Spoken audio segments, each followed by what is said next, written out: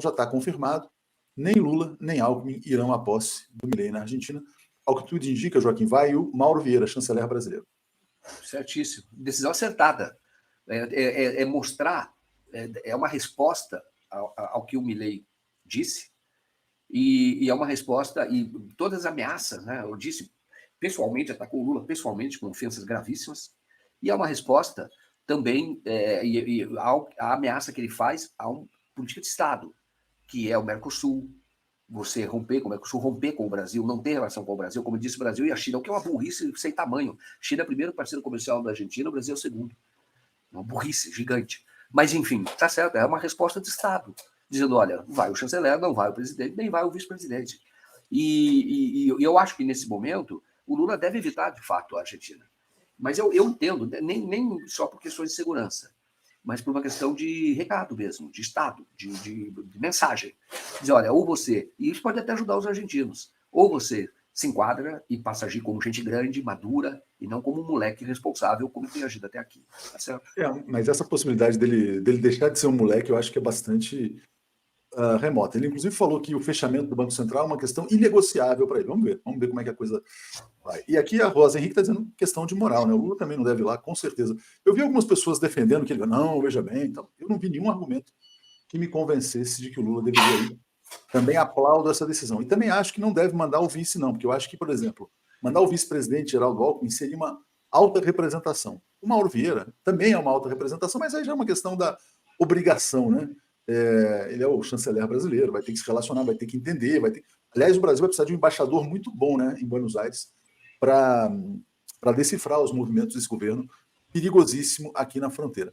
E vamos ver como é que eles vão ficar também na relação com os BRICS. Joaquim, fala do Milei. O Milei vai destruir a Argentina em quanto tempo? Então, o que eu estou dizendo agora vai depender... O projeto dele é esse, né? É um projeto de destruição. Mas você vê que ele tem recuado, né? Porque o que acontece? Mesmo o Bolsonaro aqui no Brasil queria destruir muita coisa e não conseguiu. Você teve reação, né? Você tem um país que tem presas, existem pressões, né? E você vê que ele está recuando em relação ao próprio Lula, que a chanceler dele, a futura chanceler, falando, a China. E o que acontece? Ele, se você deixar o Milei pelas forças dele próprio, ele destrói a Argentina muito rapidamente. Agora, o que pode ocorrer, e eu estou entendendo isso, que é muito maior do que ele, que é a Argentina, é o que o Lula falou. O Brasil sempre, não citou o Milei, porque o Milei é um inconsequente, um fascista perigoso, mas falou, o Brasil sempre, o Estado brasileiro, sempre estará disposto a colaborar com os irmãos argentinos. Interesse de mútuo, claro. Então, o que eu falo para você? Se ele se deixado a sua própria força, a Argentina não dura um ano. Tá? Eu digo que aí hoje já está a inflação 150%, isso vai se destruir muito rapidamente.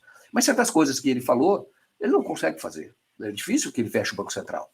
A dolarização completa da economia, difícil. Eu acho que ele vai fazer uma viagem para Israel, vai para os Estados Unidos, ele vai ter dificuldade nesses 2 anos de ter uma ajuda efetiva. Porque o Biden sabe que ajudar o Milei é ajudar o Trump, é fortalecer o Trump, ele sabe disso. Então a situação dele não é fácil. E a Argentina escolheu isso. A Argentina vai sofrer, a menos que haja que ele vire o que tentaram, num certo momento, fazer com o Bolsonaro aqui, mas não conseguiram. O Bolsonaro sempre voltava. Chamava o Bolsonaro, uma certa época, que ele era a rainha da Inglaterra. Criou-se a narrativa de que, na verdade, ele não ia governar. De alguma maneira, ele virou uma rainha da Inglaterra depois, quando o Centrão passou a ter um papel central, né, mesmo no governo dele, enfraqueceu o executivo. Mas ele, naquele primeiro momento, ele voltou, ele interferiu, ele prejudicou, Covid. Quando você observa o que foi feito nos territórios indígenas, o apoio aos garimpeiros, aqueles que ocupam terra, e tudo foi porque o Bolsonaro era o presidente. Então ele conseguia, onde ele podia atrapalhar, ele atrapalhava. Mas, de qualquer forma, ele também foi contido, né? Ele não conseguiu fazer tudo aquilo que ele queria, e na Argentina, talvez esse caminho, eu apostaria nisso, que vai prejudicar a Argentina, mas também a Argentina tem mecanismos, né, institucionais de defesa.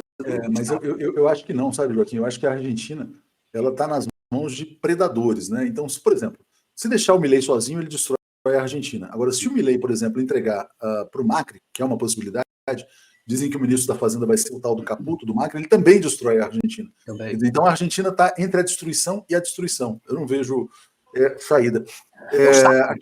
Oi? Neoliberal. O saque neoliberal, né? É isso, exatamente. Que avançar no processo de privatização. Isso pode ocorrer. Mas aí não é só o Milei, né? Isso que eu digo, é consequência da eleição do Milei, mas é essa força de rapina que existe no Brasil também, que precisa tomar cuidado, que é uma elite saqueadora.